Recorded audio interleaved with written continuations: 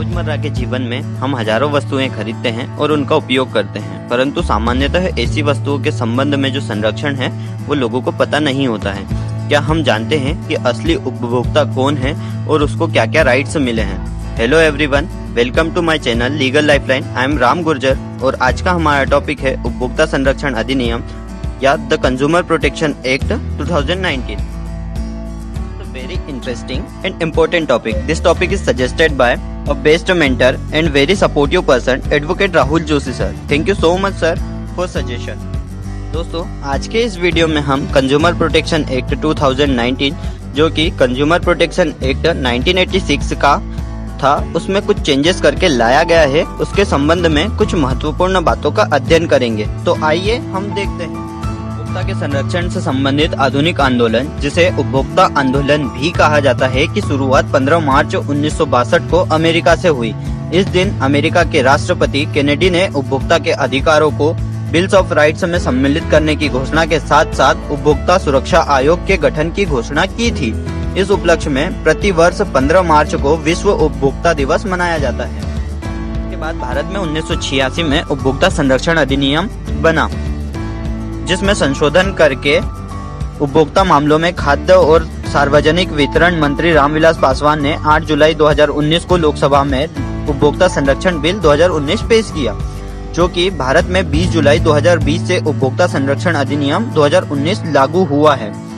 इसने उपभोक्ता संरक्षण अधिनियम 1986 को बदला है। इस नए अधिनियम की शुरुआत खरीदारों को न केवल पारंपरिक विक्रेताओं से बल्कि नई ई-कॉमर्स खुदरा विक्रेताओं और मंचों से भी सुरक्षा प्रदान करने के लिए की गई है। उपभोक्ता संरक्षण अधिनियम 2019 का मूल उद्देश्य उपभोक्ताओं की समस्याओं को समय पर हल करने के लिए प्रभावी प्रशासन और जरूरी प्राधिकरण की स्थापना करना और उपभोक्ताओं के हितों की रक्षा करना है। Meaning of consumer protection act.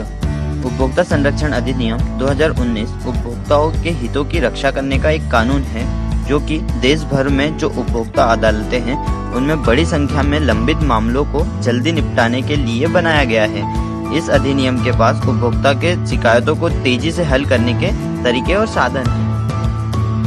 उपभोक्ता की परिभाषा या डेफिनेशन ऑफ कंज्यूमर। सामान्यतः उपभोक्ता वह व्यक्ति है जो अपने इस्तेमाल के लिए कोई वस्तु खरीदता है या सेवा प्राप्त करता है। इसमें वह व्यक्ति शामिल नहीं है जो दोबारा से बेचने के लिए किसी वस्तु को प्राप्त करता है या कमर्शियल पर्पस के लिए किसी वस्तु या सेवा को प्राप्त करता है। इसके अंतर्गत इसमें इलेक्ट्रॉनिक तरीके, tele shopping, multi level marketing या सीधे खरीद के जरिए किए जाने वाले सभी प्रकार के ऑनलाइन या ऑफलाइन लेन देन शामिल है। उपभोक्ता संरक्षण अधिनियम 2019 की कुछ प्रमुख विशेषताएं। पहला, उपभोक्ताओं के अधिकार। इसमें कंज्यूमर्स को कुछ राइट्स प्रोवाइड किए गए हैं, जिनको हम देखते हैं। पहला, ऐसी वस्तुएं और सेवाओं की मार्केटिंग के खिलाफ सुरक्षा प्रदान करना जो जीवन और संपत्ति के लिए जोखिमपूर्ण हो। दूसरा, वस्तुओं या सेवाओं की गुणवत्ता, मात्रा, शुद्धता, मानक और मूल्य की जानकारी प्राप्त होना। तीसरा, प्रतिस्पर्धा मूल्य पर वस्तु और सेवा उपलब्ध कराने का आश्वासन प्राप्त होना। चौथा, अनुचित या प्रतिबंध व्यापार की स्थिति में मुआवजे की मांग करना। अगली विशेषता, केंद्रीय उपभोक्ता संरक्षण प्राधिकरण। केंद्र सरकार उपभोक्ता के अधिकारों को बढ़ावा देने के लिए, संरक्षण देने के लिए और उन्हें लागू करने के लिए केंद्रीय उपभोक्ता संरक्षण प्राधिकरण यानी central consumer protection authority (CCPA) का गठन करेगी। यह अथॉरिटी उपभोक्ता के अधिकारों के उल्लंघन, अनुचित व्यापार और भ्रामक विज्ञापनों से संबंधित मामलों को रेगुलेट करेगी। CCPA की एक अन्वेषण शाखा या इन्वेस्टिगेशन विंग होगी जो ऐसे उल्लंघनों की जांच या इन्वेस्टिगेशन कर सकती है।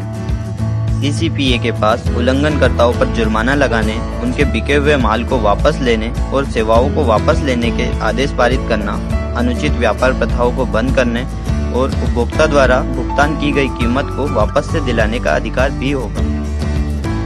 अगली विशेषता है भ्रामक विज्ञापनों पर प्रतिबंध और जुर्माना। केंद्रीय उपभोक्ता संरक्षण प्राधिकरण के पास यह अधिकार होगा कि वह भ्रामक या झूठे विज्ञापन बनाने वाले और उनका प्रचार प्रसार करने वालों पर जुर्माना लगाए और 2 वर्ष तक के कारावास की सजा सुनाए।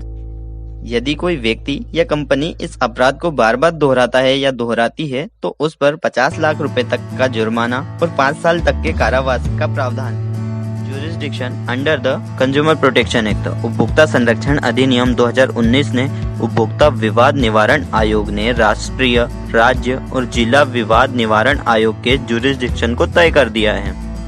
आइए इसे देखते हैं कि इसमें पहले जो पुराना एक्ट था उसके अकॉर्डिंग और उसके तुलना में क्या क्या चेंजेस किए गए हैं। जिला उपभोक्ता निवारण आयोग, जिसे जिला फोरम के नाम से भी जाना जाता है, यह उन शिकायतों या उन मामलों की सुनवाई करेगा जिसमें वस्तुओं और सेवाओं की कीमत 1 करोड़ रुपए से अधिक न हो।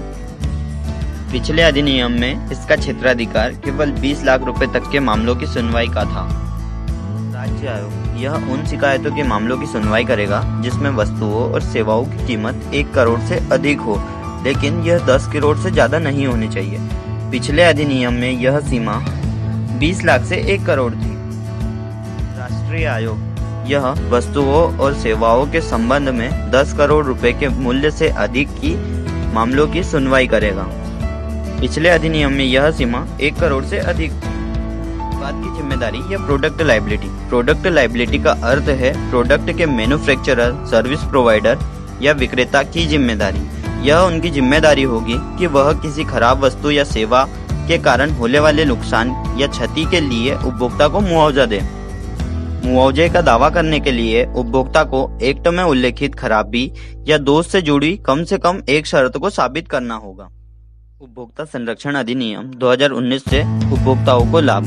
पहला, वर्तमान में शिकायतों के निवारण के लिए उपभोक्ताओं के पास एक ही विकल्प है जिसमें अधिक समय लगता है, किंतु केंद्रीय उपभोक्ता संरक्षण प्राधिकरण के माध्यम से विधेयक में त्वरित न्याय की व्यवस्था की गई है, फास्ट जस्टिस की व्यवस्था की गई है। दूसरा, उपभोक्ता आयोग से संपर्क करने में आसानी और उसकी प्रक्रिया सरल है।